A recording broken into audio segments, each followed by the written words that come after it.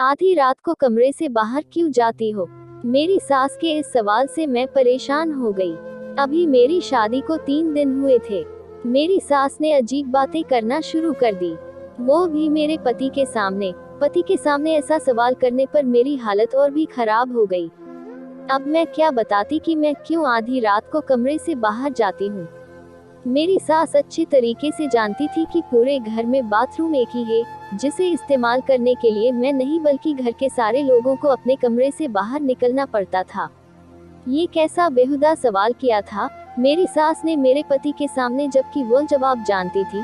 गुस्सा तो मुझे बहुत आया, लेकिन मैं अपने गुस्से को अंदर ही अंदर पी गई। अब 3 दिन के पति के सामने मैं क्या कहती। मेरे पति ने तो पहले ही दिन कह दिया था कि मेरी माँ मेरी जन्नत है। मैं चुप रह गई, कोई जवाब नहीं दिया, बस सर झुका लिया। मम्मी ने सिखाया था कि अपनी जुबान पर काबू रखना, किसी से बिना वजह बात ना करना। गांव की औरतें बहुत तेज होती हैं, छोटी छोटी बातों को कैसे बड़ा बनाना है गांव की औरतें बहुत अच्छी तरीके से जानती हैं, इसलिए मैं चुप रहती थी। ऊपर से पति भी बड़ी शांति स्वभाव के आदमी है, यह मैंने सुना था। मगर कल गुस्सा देख भी लिया जो उन्होंने अपने छोटे भाई पर किया, तो मैं डर गई। मैं उम्र में 10 साल छोटी थी अपने पति से। मेरे पति विनोद की उम्र 30 साल थी और मेरी उम्र महज अभी 20 साल थी।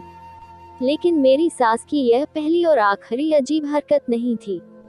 इन बातों का एक ना खत्म होने वाला सिलसिला चलता रहा। एक दिन मैं छत पर हवा खाने गई। मौसम तो सर्दी का था, लेकिन मुझे ना जाने क्यों घुटन होने लगी।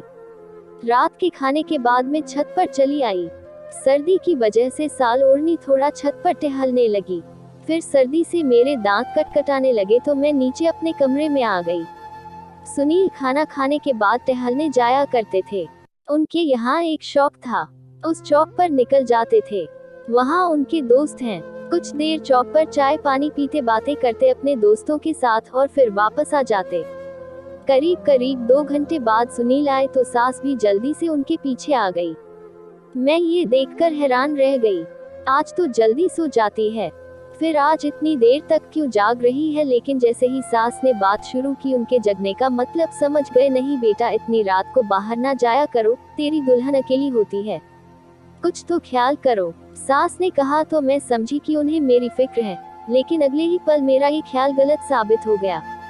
जब मेरी सास ने मेरे छत पर जाने को अलग रंग देते हुए सुनील के सामने दोहराया, दुल्हन जब पति घर नहीं होता तो पत्नी छत पर नहीं जाया करती। ये गांव है और यहाँ लोग दुल्हन को इस तरह रात विराट छत पर जाने को गलत समझते हैं।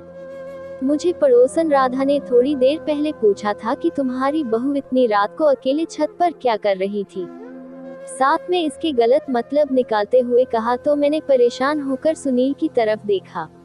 वो मुझे अजीब नजरों से देख रहे थे। उसका ये तुम्हारा शहर नहीं है, ये गांव है, यहाँ सोच समझकर कदम उठाना पड़ेगा। गांव की लड़कियां और औरतें इतनी रात को छत नहीं जाती है। सुनील ने मुझे बड़ी शक्ति से कहा, तो मेरी तो जैसे जान ही निकलने वाली थी। हर पत्नी की तरह मैं भी सुनील के गुस्से से डरने लगी थी। मुझे एक बार फिर से गुस्सा आ गया।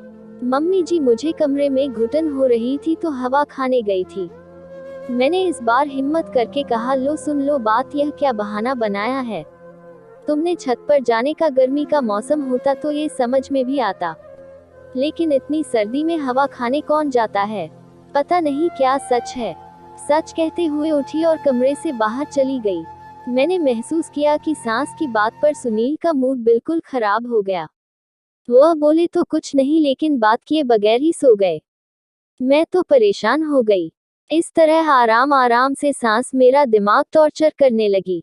वह अचानक ऐसी बात करती थी, सुनील के सामने तो कुछ बोल नहीं पाती थी। मेरी सबसे बड़ी समस्या यही थी कि मैं शहर से आई थी, इसलिए सबके दिमाग में शहर से आने वाली लड़कियों का एक अलग ही ख्याल बना हुआ था। वह मुझे न जाने क्या समझ रहे थे। मेरा घर परिवार बहुत ही सीधा साधा था, लेकिन मेरी सास का परिवार हरामी था। मेरा पति मुझसे प्यार करता, मगर वो भी अपनी माँ के आगे मजबूर था।